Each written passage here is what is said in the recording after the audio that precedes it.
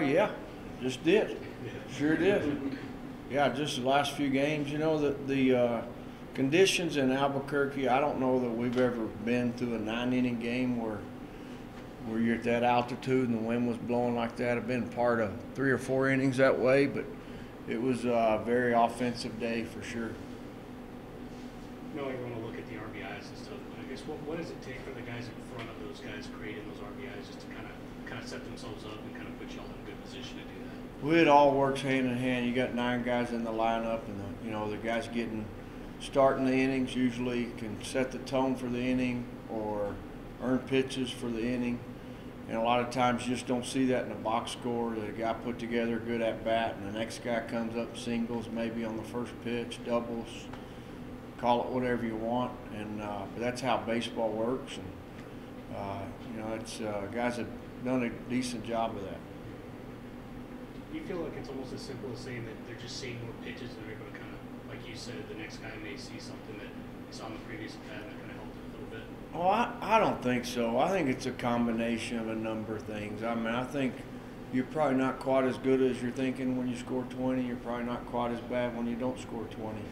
It's a game you got to play each day. You got to show up each day, and I know guys like it when the wind's blowing. I mean, any hitter, anybody's ever played, they check the flags right when they get out of the house, and if it's blowing out, they get excited. And the challenge really is go have competitive, good quality at bats, no matter what the conditions are. But I think there's a combination of things that led to all that as far as in the last 3 or 4 games. And I think the most simple thing is, even if you were on the other side of it, you gotta get ready to play.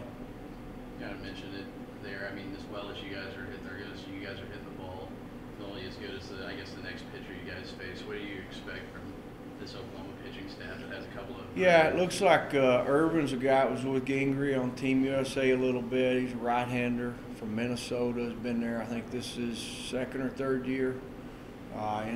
He's got a good arm, got a good slider. Then Perez, a junior college kid out of Iowa Western, and he does a good job of pitching. And then Wiles, I think, shut out Texas on Sunday. He's a guy that really likes to mix, looks like to me. And and their bullpen got quite a bit of notoriety last week. I mean, they got Hanson down there and Barry, and they got a nice little freshman from Ada that's throwing the ball really well. And then one of Skip's favorite guys since he's been there has been Fink, has been the other left-hander. So with that being said, you know that every Big 12 weekend's a challenge, and you're gonna have to go earn it. But those guys have definitely earned the right to call themselves a good staff, without a doubt. I know you guys have gone head-to-head before, but this weekend going to be any different for you and Skip? I don't think so. It'll actually probably be more enjoyable now that he's running the show over there compared to if he was just, if he was a pitching guy. I mean, really, it's not about us by any means. Guys are going to go play, and I wish we had something to do with it. If we could just go race for it, I'm in, that's for sure. Did you guys ever play with each other, or was he a year or 2 older? Or we played Little League baseball together for a guy that coached Denton Little League for 35 years. You've heard me talk about him before. We learned a lot of what we do from that guy. His name's W.H. Rainey. And then we played high school baseball together when he was a senior. And he always thought it was going to rain on the day he pitched. Superstitious. Anything else? I know you talked about Oklahoma's pitching staff. You're still looking at the same need for you all with Martin Killian and Miller. We'll go the same. You bet. So I think it's just the atmosphere. We practice here all fall, so we have a good feel for the field, and then when we're in front of our home crowd, it's just even more fun to play here. I don't know what it is, honestly, but the last 2 years I've been the same way. So kind of carried over to New Mexico as well. I mean, what's the mood like with you guys? With 76 runs, and that's kind of ridiculous in a 4-game stretch. High intensity right now. Everyone just can't wait to play the next day, to get out there and try to do it again. OU's a pretty good team that we got this weekend. I think they're ahead of us in the Big 12 race right now, so it's going to be fun. What problems does a pitching staff like that, a couple of Big 12 players of the week? I mean, Coach just rattled off a handful of guys. What kind of problems do they pose for you guys?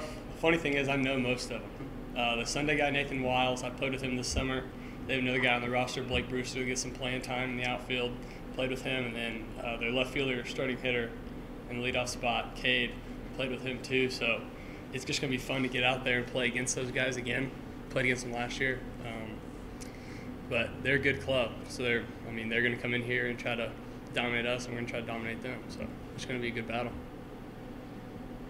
I know you guys have used the term fun a lot, so I guess the last 3 out of 4 games, I know everyone will talk about it, the 76 runs, kind of big. I guess what's it like to kind of play in that type of atmosphere? Does it get you all more locked in when you get in the batter's box because you know something fun could happen? The confidence level definitely skyrockets in those kind of games. When you're putting up numbers like that, really you're just like, all right, I'm coming up here and I'm going to bring up the next guy. You just go up there and have good at-bats. You're not worried about, all the, like if it's a 1-run game, how you're a little tight. You're not like that. You're super loose, confident, and you just go up there, ready to hit the ball. I know you've kind of gotten some of the RBIs or you kind of done some other things, but I guess in terms of the guys that are up ahead of you in the lineup, I guess what does that kind of mean for you to know that they're willing to not necessarily go for that big hit, they're willing to go a single or a double, just kind of set you up? Yeah, those guys are vitally important. Gabe Holt and Klein have been hitting in front of me, and I love when those guys get on base. It just helps us start something. And against Kansas State, I was that guy for Grant. I know Friday night when he got those 9 RBIs, I got on base, and then it seemed like he was hitting a home run every time. So those guys getting on base is just vitally important to our success as a lineup. What was it like hitting for the cycle the other day? Unbelievable. I can't even fathom that stuff. I've never even tried for it before, but I knew after the 3rd inning when I had 3 at-bats, I had 3 legs. I was like, in the back of my mind, it was there, resonating in there. And when I hit that ball into the gap, I was like, you better unhook the trailer and run. So coming around second base, seeing that the ball wasn't there was kind of cool. Was that one of the first times you were mad that you hit a home run in the 8th inning to? Oh, no, I was so pumped. I was like, 2 home runs in 1 game. Let's see, that's never happened to me before. So that was kind of cool. But, no, when I was very lucky to get another at-bat in that game. Kind of won up Grant. 9 RBIs. I needed 1 more RBI to tie him, and then it would have won up them, I think. In terms of hitting for the cycle, I know obviously it's a difficult thing to do, but do you kind of feel like maybe the lineup kind of set you up for that type of situation where maybe you needed a single when you needed a double type thing? Oh, for sure. I came up twice with 2 outs in the inning already, and we had 3 or 4 guys go up there and get on base before me, so they kind of set it up for me in that standpoint. And RBIs wise, I had people on base almost every at bat, so just coming up and getting a hit in that situation got RBIs. So all those guys basically contributed to what I did. You said you hadn't hit 2 home runs in a game before, so what fired you up more, the cycle or the 2 home runs?